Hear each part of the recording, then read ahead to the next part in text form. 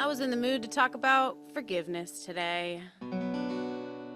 And then I decided I'm not going to talk about it, because that's not what I do. I sing about it. So, I just invite all of you here to take something that you know you need to forgive yourself for, and let's let it go together.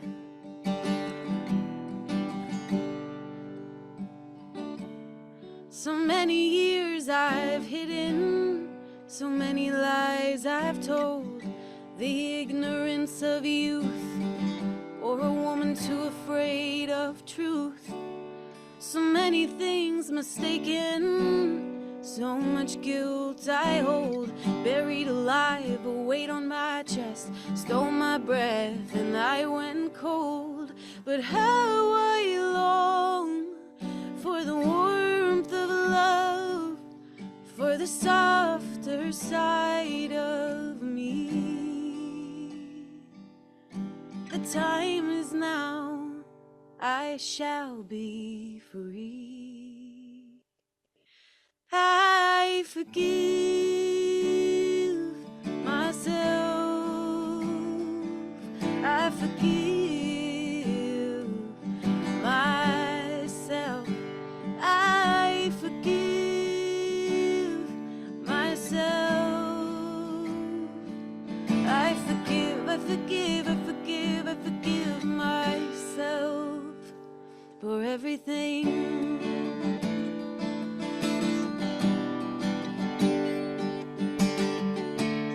Expectations shattered, promises unkept. So many times I swore I'd change.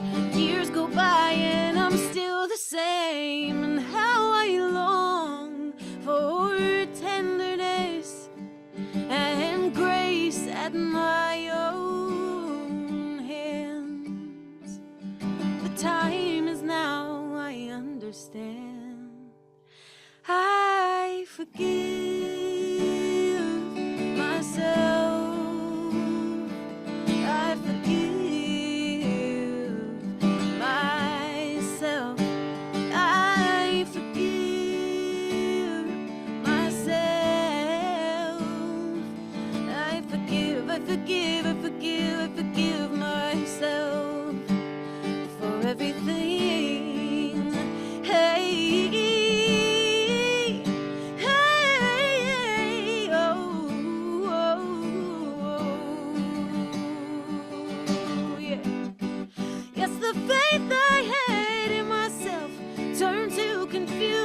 It's such a slow erosion, seemed that hope and trust were just another couple illusions. But somewhere deep inside I realize I am worthy. I am somebody who can be relied on. So I'm gonna put my faith in me. I put my faith in me once again. Oh, I have found redemption. I'll put my faith in me. I'll put my faith in me once again. Oh, I have found redemption. I forgive myself. I forgive myself. Oh, I forgive. I forgive. I forgive, I forgive myself. I forgive, I forgive, I forgive, I forgive myself for everything. And let's do it all together just for a minute here. If you haven't let go of that thing, let go of it now. Really forgive. And if you have forgiven yourself for that thing in the last 3.5 minutes, then find another thing, because I know you have one. Here we go. Real slow. I forgive myself. I forgive myself. Sing it with me. I forgive myself. I forgive myself. I forgive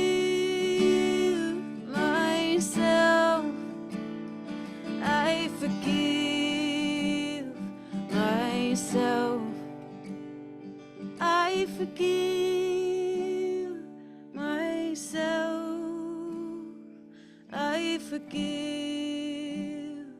myself for everything, for everything.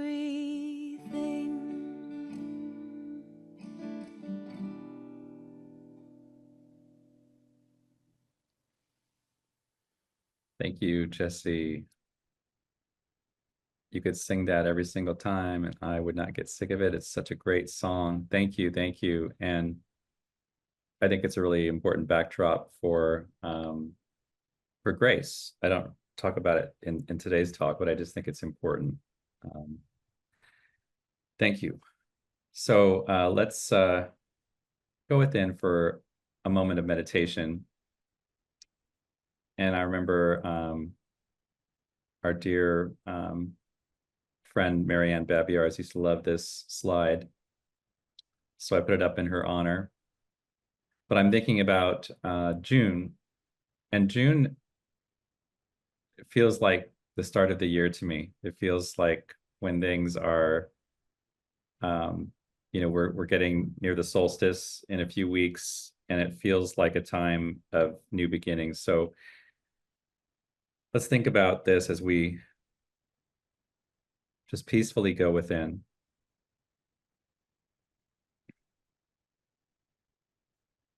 Just unite yourself with your breath.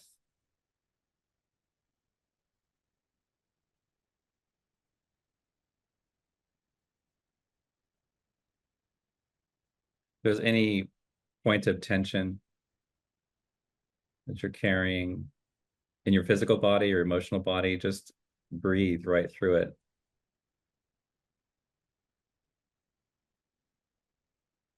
Just letting it dissolve.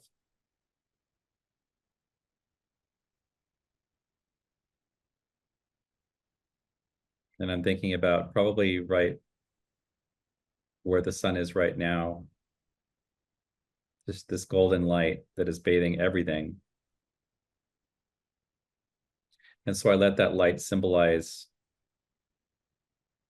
the light that we all carry, the divine light.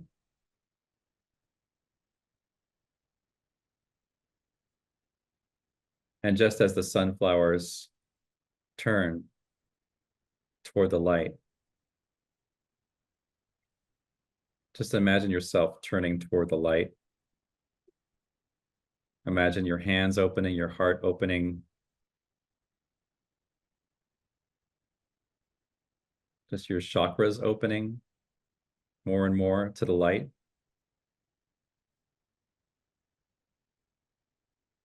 As you breathe.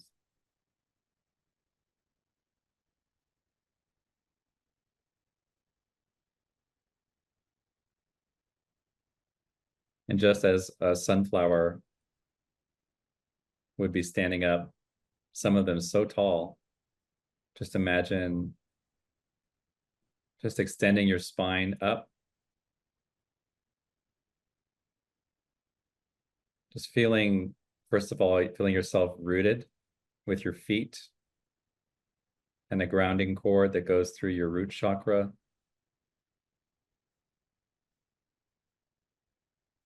And then think of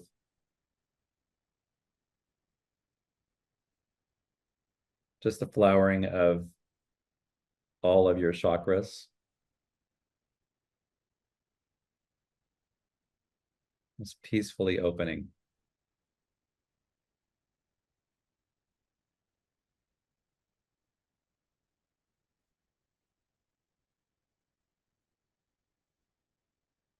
And let's imagine inviting the light to heal anything that's going on in our physical space. We're open, we're available, we're receptive to that healing.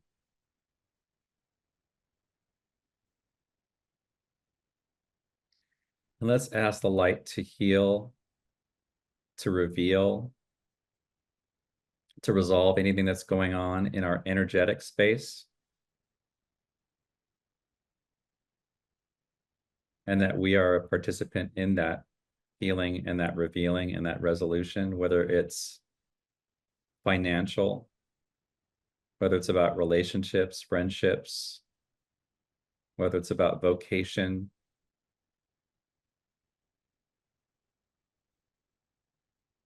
whatever it is that's on our minds and in our emotions. We just allow this space to be recognized as a sacred space where spiritual growth and transformation are catalyzed.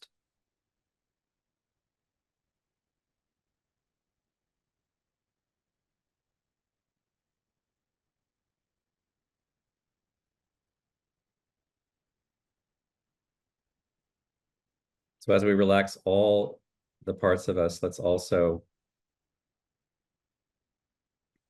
imagine that light gently expanding towards the world.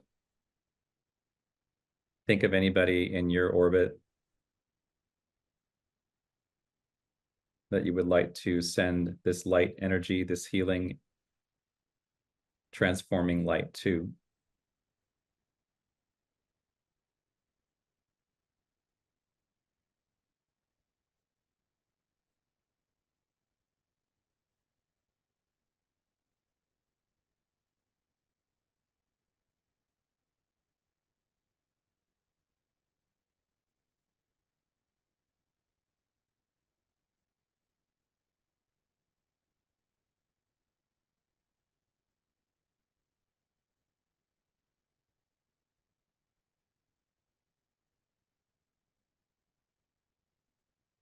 And I also invite you to extend this light to all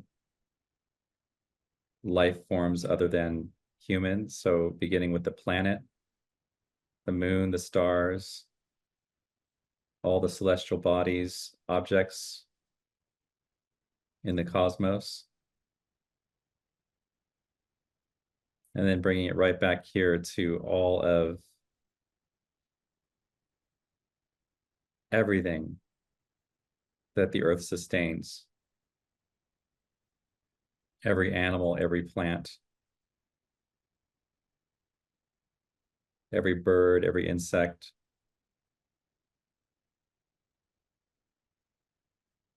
the elements.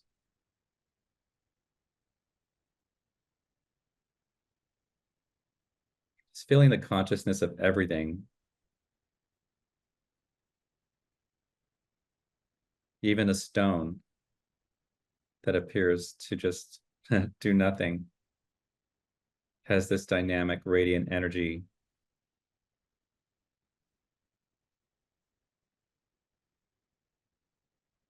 And is part of the great consciousness, the great existence of all things, because there is nowhere that God is not.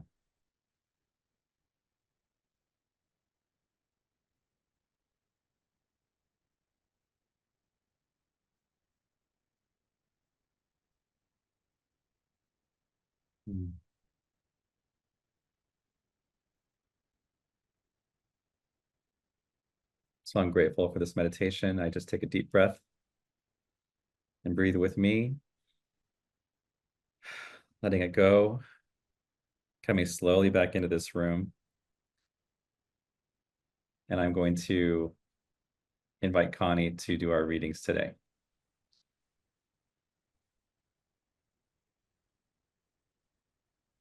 Today's reading is from the Unity Daily Word. My serenity creates a tranquil world within me.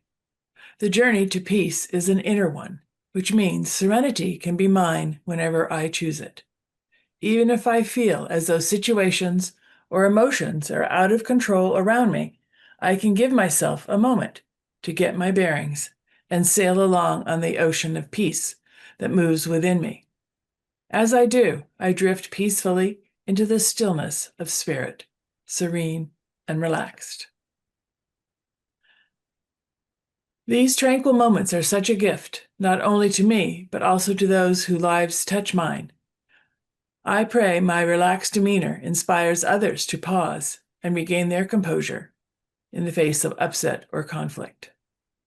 I practice the presence of God and know deep, lasting peace. I bring this peace with me wherever I go and enjoy quiet contentment as I watch it grow. And so it is. So please join me in our opening affirmation. There is only one power and one presence active in the universe and in my life. God in everything and everyone. The infinite source of love, abundance, harmony, wholeness, intelligence, and joy is expressing as me.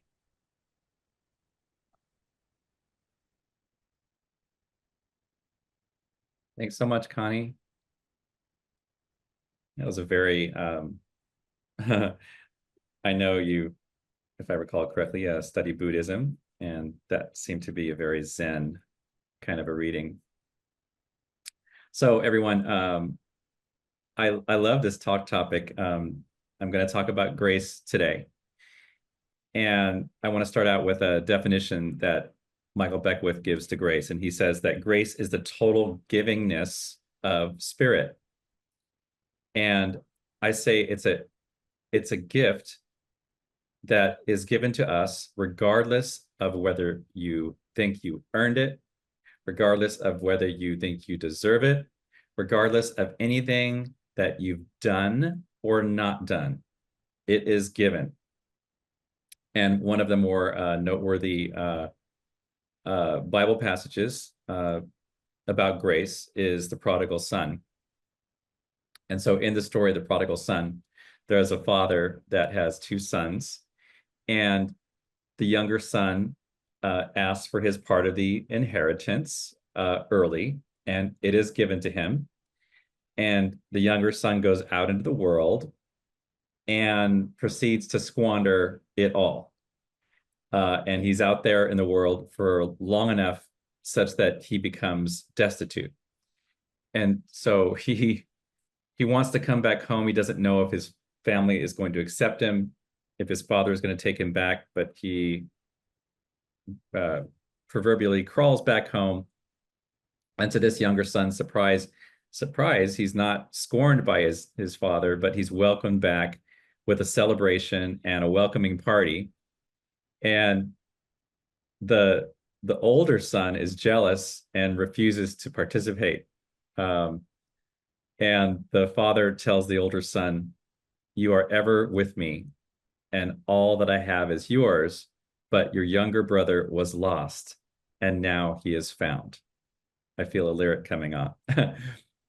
But me being a twin, this story has actually some parallels to my life. And I was talking during the pre-service chat that my brother is technically older by a minute, and he did remind me of that often when we were kids. And there are some parallels to the prodigal son. All my parents were not rich to give me their riches, but they gave me all they had, and I did squander it.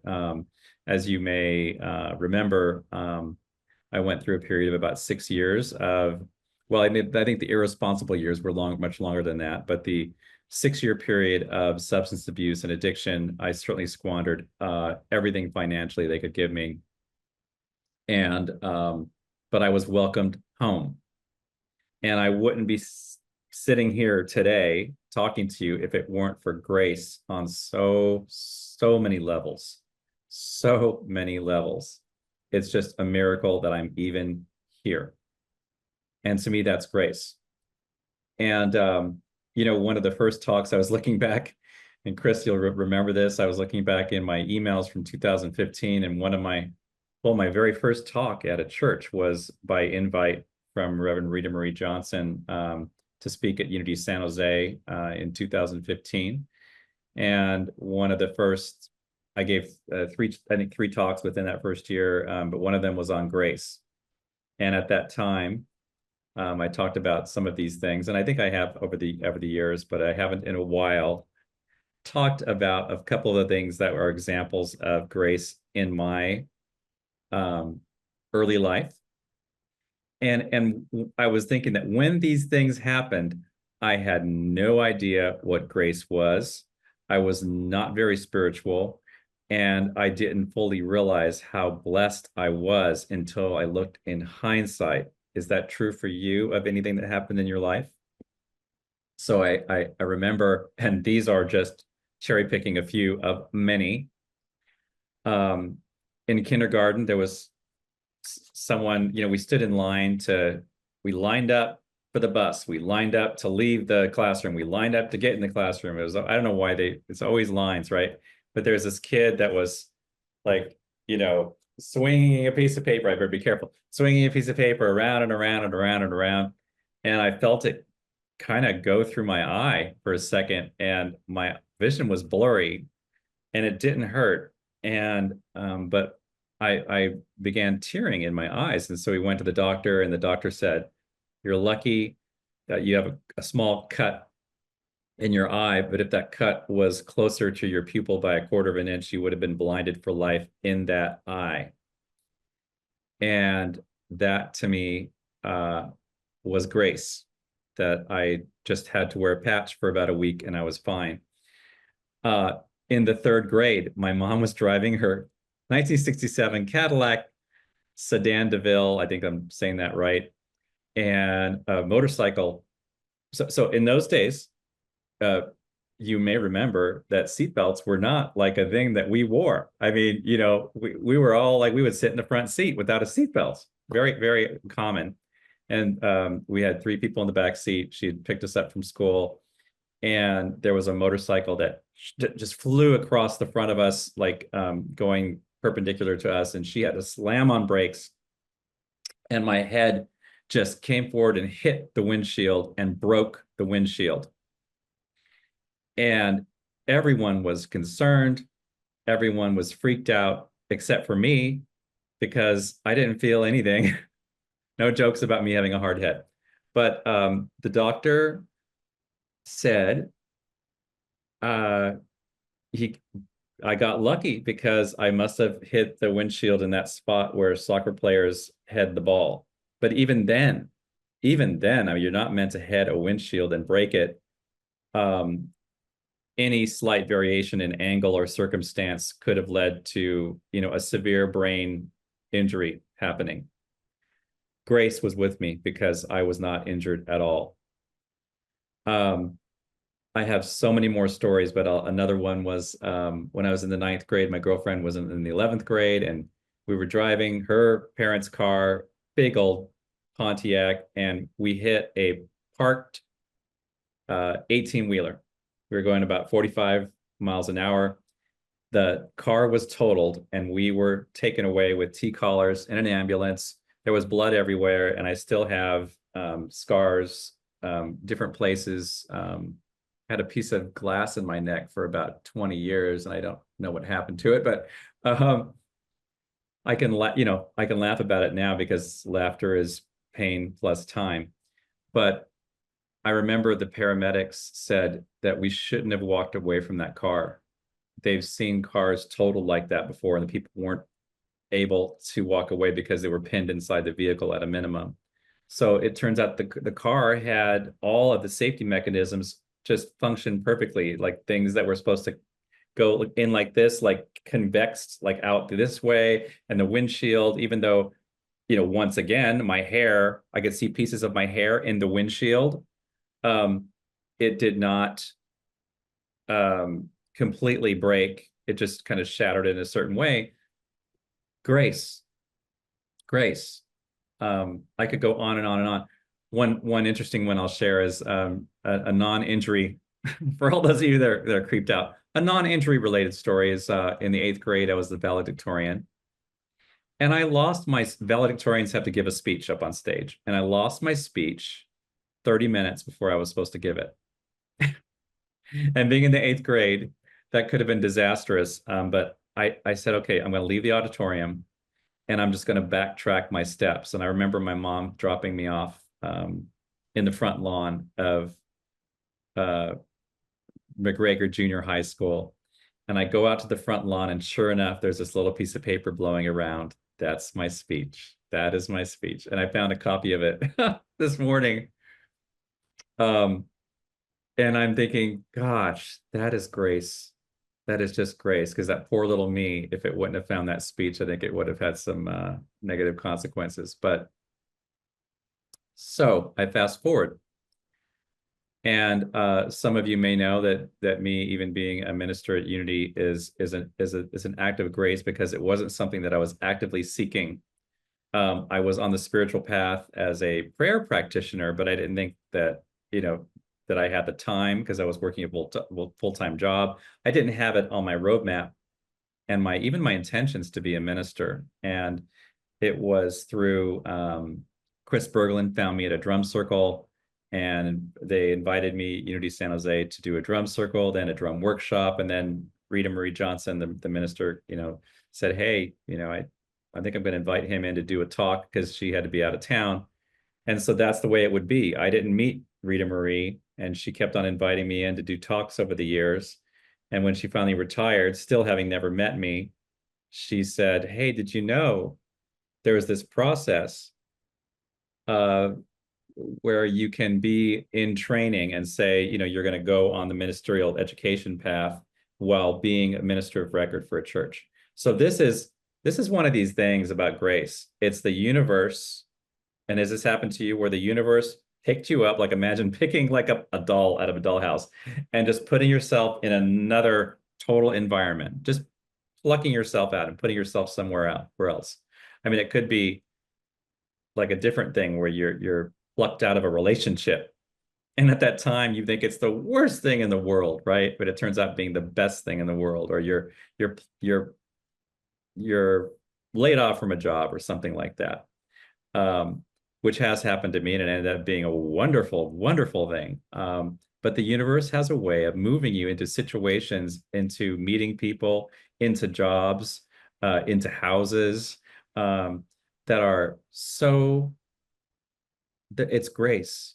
It's grace in motion. And it's the reason why you're sitting here. It's the reason why you're in this situation today. It formed the events. They were the formative events of your life. There's a saying in a movie, I'm not sure what movie it is, but it's, the world bends itself in half so you two can meet.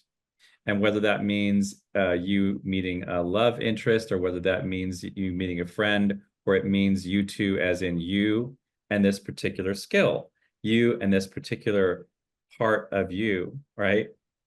The world bends itself in half so you two can meet. Maybe it's you and your highest potential.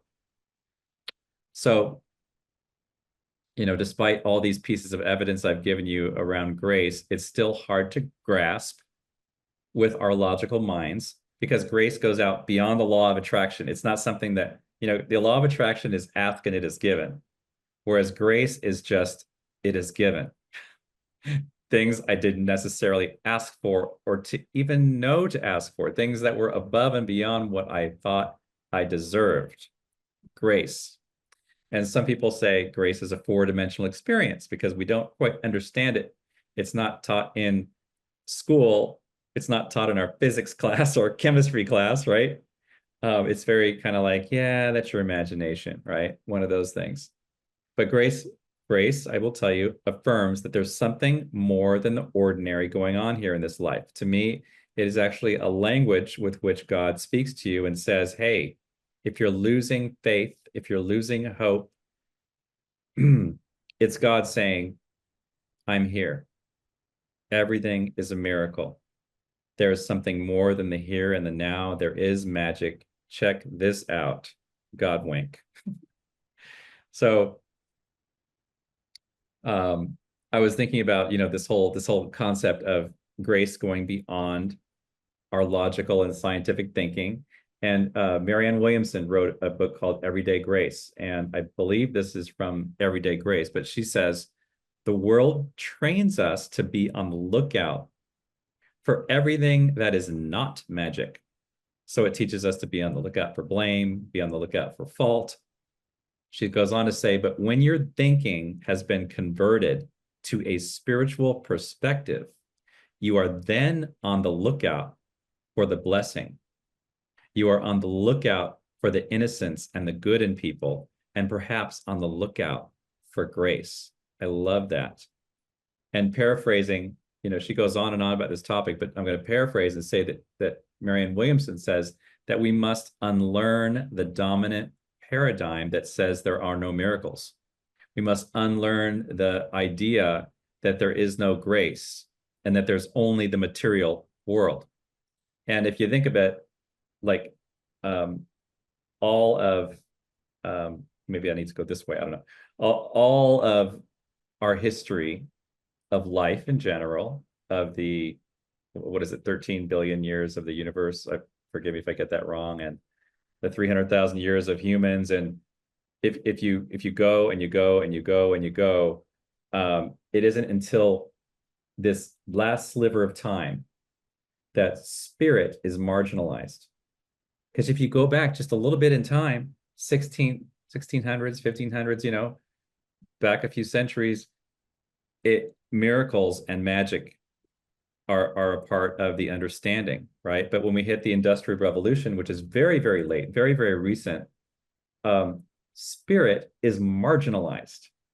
It's marginalized.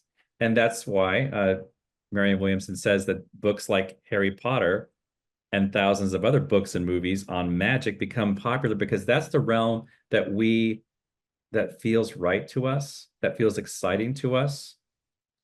And we need to know that the world is a miraculous place. That's where our hearts are yearning. So that's something to keep in mind. And as science pushes up against the really big questions, the answers are typically spiritual.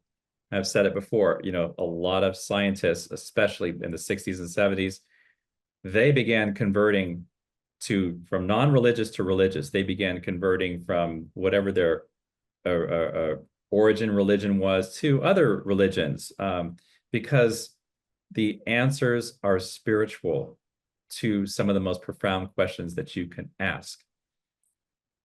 So, grace.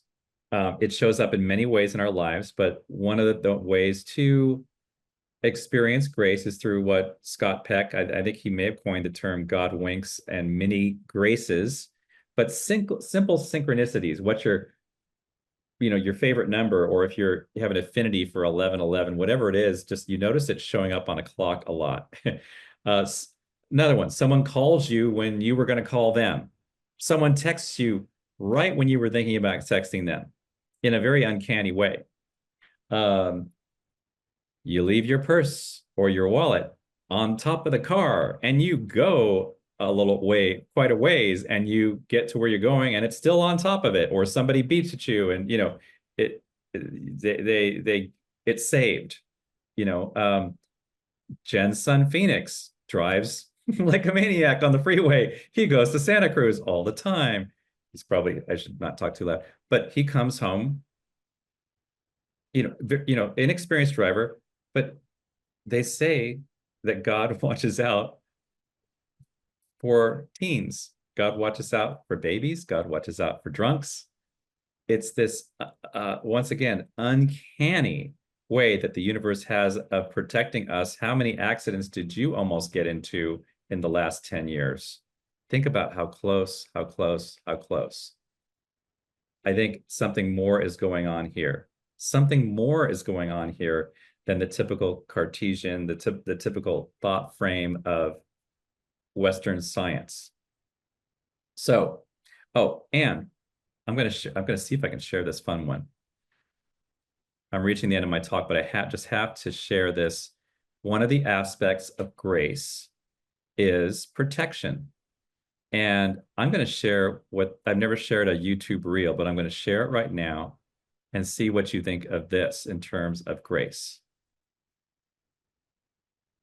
The only reason humans exist is because we have an entire army of cosmic bodyguards. Starting with the moon, whose massive size relative to Earth creates stable seasons and tides, while also absorbing countless impacts that would have hit us instead. Then Jupiter, our solar system's gravitational bouncer, is so massive it acts like a cosmic vacuum cleaner, capturing or redirecting space debris that might otherwise head our way. Without Jupiter, we'd face up to 10,000 times more asteroid impacts. Next is the Sun, which creates the heliosphere, a massive bubble of charged particles extending far beyond Pluto that shields us from deadly galactic radiation. Even Earth's magnetic field is working overtime, deflecting solar radiation that would otherwise strip away our atmosphere. Our ozone layer filters UV radiation that would otherwise destroy DNA. If any single one of these shields failed, complex life on Earth might be impossible. We're essentially living in a cosmic fortress with multiple layers of security, and most people have no idea how lucky we are. The only So I'm going to stop sharing that. But, I looked at some of this. It's like how ways that the Earth is protected by the heliosphere, by the sun's, influence that goes well beyond the solar system. All these things are real. This wasn't just like a fun little thing that was put together that wasn't real.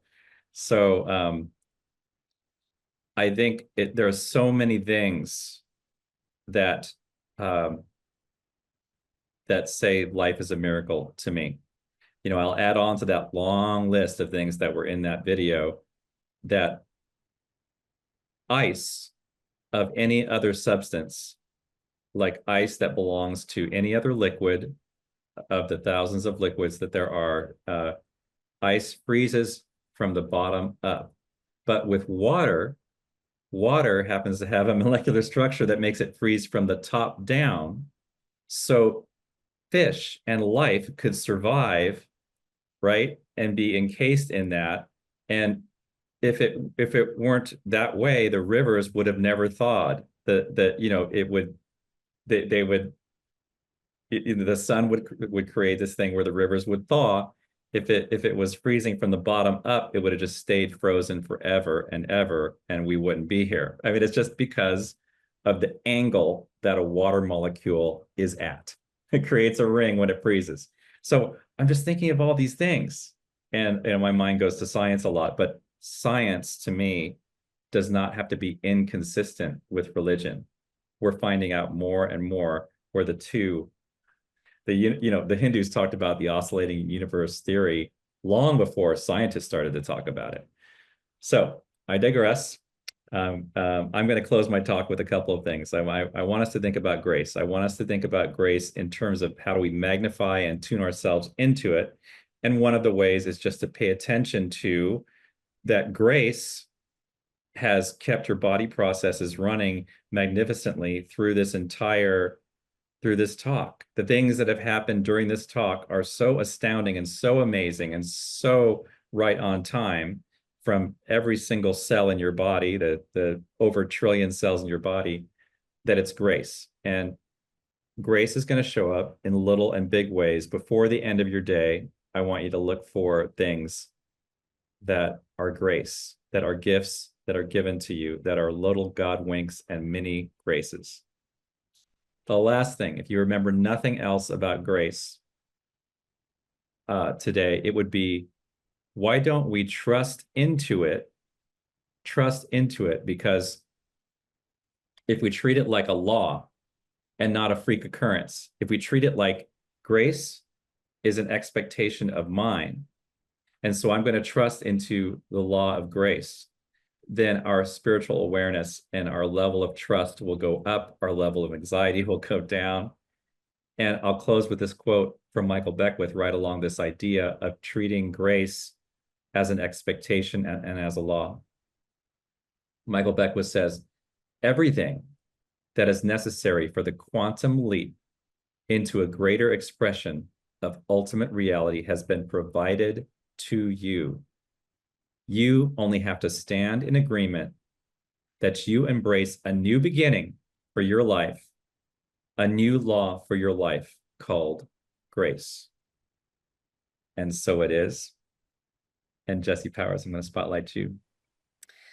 Well, let's all stand in agreement with the new law of grace. God, I just love when you speak. I'm not always here to hear you speak, Rev David, but you're so good. All right.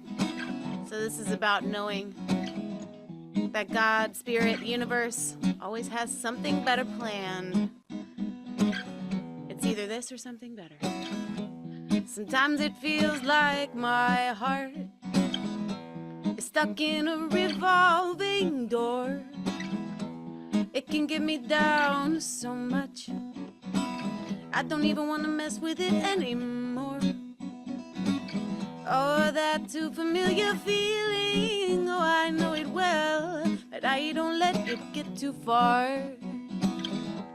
No, I'm too good at staying cool now. Yes, I am learning the art, and I'm getting good at letting go. Yeah, I'm getting good at giving it over, 'cause I know it ain't in my hands. I'm getting good at letting go. Yeah, I'm getting good at giving it over, 'cause I know, though I do not understand, my soul's always got something better planned.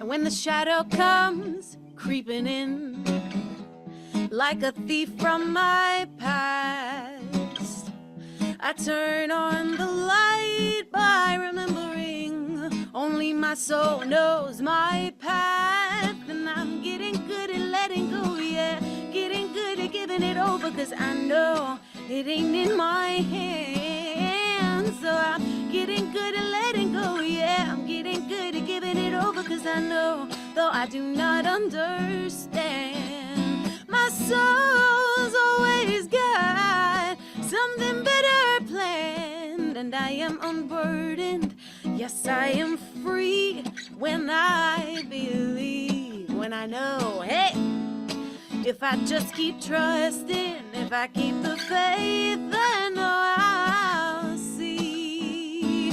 When I let go, and I know when I let go, and I know that my soul's always God. Yes, my soul's always God. Oh, my soul's always got something better planned. Something better is coming along, always, in always. So I just trust, sit back, relax, and let the universe do its thing. And then I sang about it. Thank you, Jesse. So wonderful. Thank you. I thought about for our prayer time today, just thinking about, let's just spend a second and try this exercise out. I want us to think about ourselves giving grace. And, when Jesse opened up with a song about forgiveness, that's the way we give ourselves grace, right? When we let ourselves off the hook for anything we're ashamed of or anything that we did that we regret. But we also have the power right now to just send grace and send affirmations of grace, meaning that for the lives of people that are suffering right now, anyone in our orbit, anyone you're aware of in the world, any peoples, any situations, that grace is at hand. And it may not manifest immediately. It may not manifest in the way that you picture it manifesting, but grace is at hand. So I just imagine, I invite you to imagine with me this situation, this person, these people, with grace abounding.